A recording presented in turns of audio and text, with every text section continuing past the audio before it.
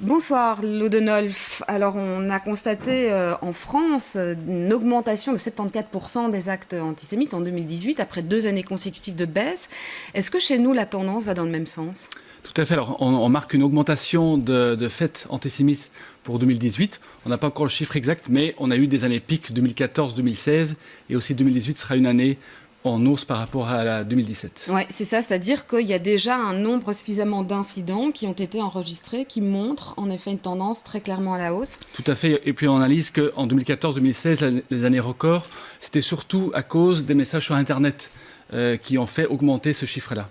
Ouais. Et cette année, vous avez déjà des éléments là-dessus? Pareil, donc c'est surtout sur Internet où ça s'emballe. Donc ça commence avec un message, un mime, et puis il se propage. C'est l'effet avalanche sur Internet. Ouais. Bonsoir Pascal Falek. Bonsoir. Alors en France, on a parlé notamment, il y a eu des cas vraiment très précis, très illustratifs d'un antisémitisme très marqué. On a eu un Juden qui a été tagué sur une vitrine d'un commerce. Il y a des illustrations, des portraits de Simone Veil qui ont été profanés, un cimetière qui a été profané, Alain Finkielkraut qui s'est fait agresser en rue. Est-ce qu'on peut comparer la situation en France et la situation en Belgique, selon vous? La situation en Belgique, elle est grave également. La tendance est à la hausse, comme le rappelle l'UNIA. Il y a d'autres chiffres qui montrent effectivement qu'il y a une prolifération de la haine, des discours de complot, où les juifs sont mis en avant Encore aussi une fois, là, sur Internet. Sur Internet également. Des chants racistes, antisémites dans les stades de football encore récemment. Et donc, effectivement, ce n'est pas le même courant, je dirais. Aujourd'hui, ces dernières semaines en France, c'est tous les jours qu'il y a des attaques, des actes qui sont commis.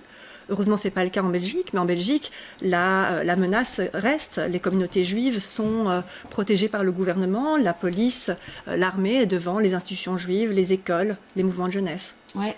Par rapport à ça, Lodonolf, justement, cette comparaison qu'on pourrait faire avec la France, puisqu'effectivement, j'ai donné quelques exemples, vous parliez de la prolifération de ces discours sur Internet. Est-ce qu'on peut comparer ces deux situations?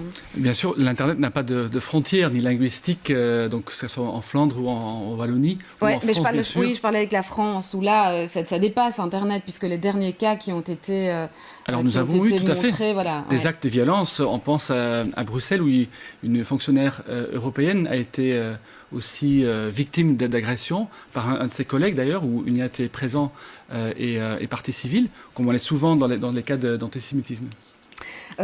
Pascal Falek, de quoi est-ce que cette expression antisémite, ces discours de haine sont-ils le nom? De quel type d'antisémitisme est-ce qu'il s'agit?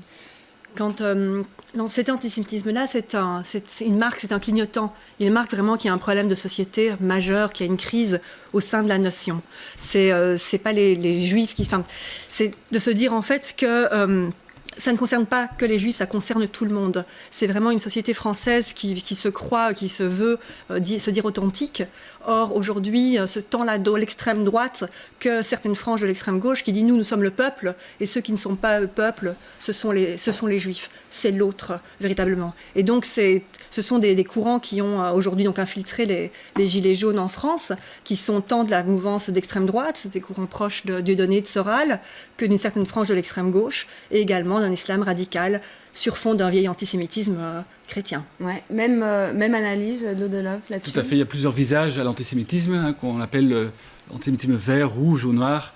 C'est le même constat qu'on a bien sûr, et donc les exemples que Pascal nous donne sont tout à fait parlants. Ouais, mais donc on en est toujours là aujourd'hui, Pascal Falek, c'est quand même effarant, non?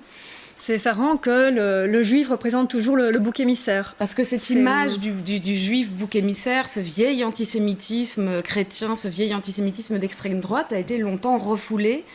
Et puis depuis quelques années, il réapparaît, il ressort. Il réapparaît complètement. Donc vraiment les théories de Dieudonné et de Soral sont remises en avant avec une théorie du complot. Les juifs et l'argent, les juifs sont proches du pouvoir, les juifs sont les privilégiés.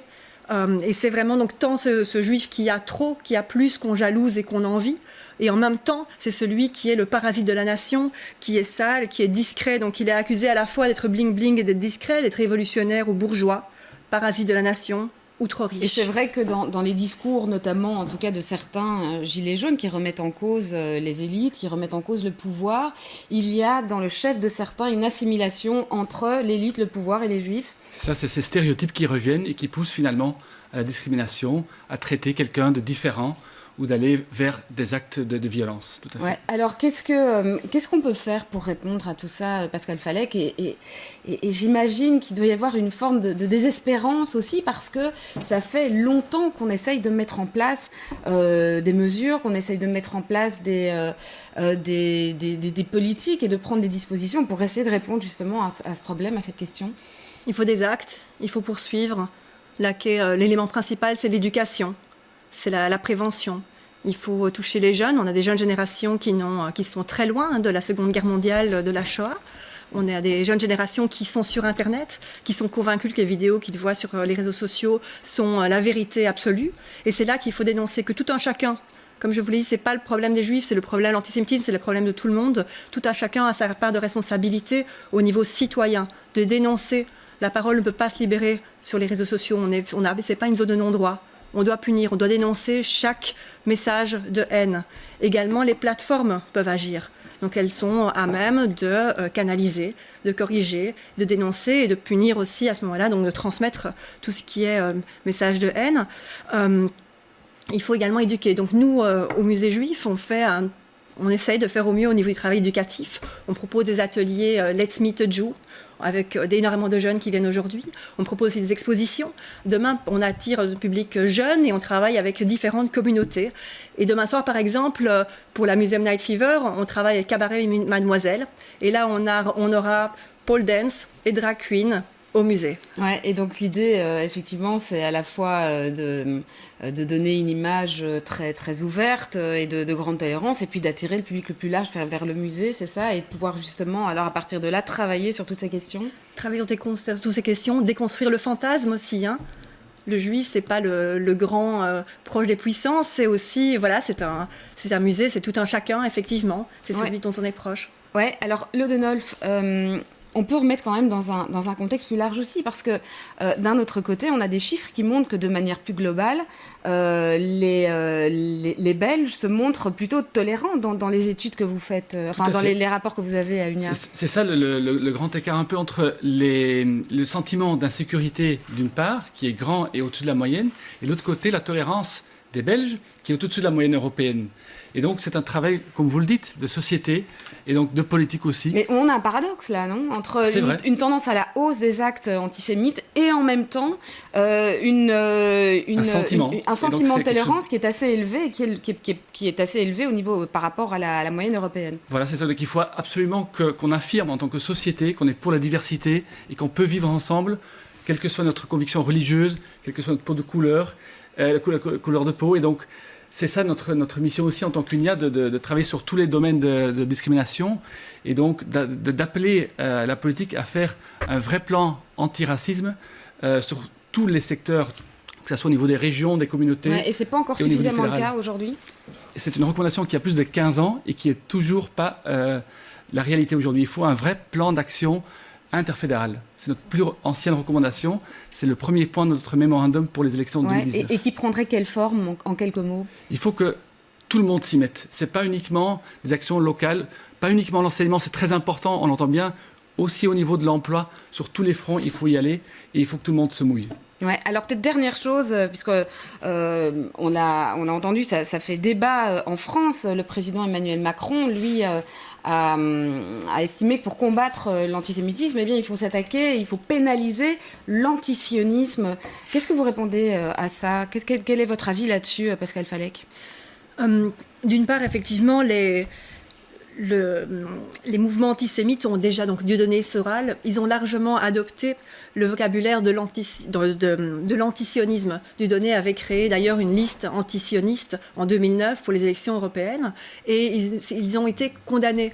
Donc lorsque, aujourd'hui déjà, il y a une jurisprudence, si vous utilisez le terme de sale sioniste par exemple et que vous visez clairement un juif et que donc vous l'utilisez pour le substituer c'est pas la même chose, mais quand vous l'utilisez pour justement ne pas être soumis à la règle, à la loi, il y a déjà des cas de condamnation dans ce sens-là. Donc pas nécessaire d'ajouter des lois supplémentaires. En tout cas en France, l'arsenal semble déjà suffisant et a déjà eu ses preuves. Ouais, votre avis là-dessus, Lodenolf, est-ce qu'il faut pénaliser le sionisme ? On peut peut-être l'antisionisme, pardon.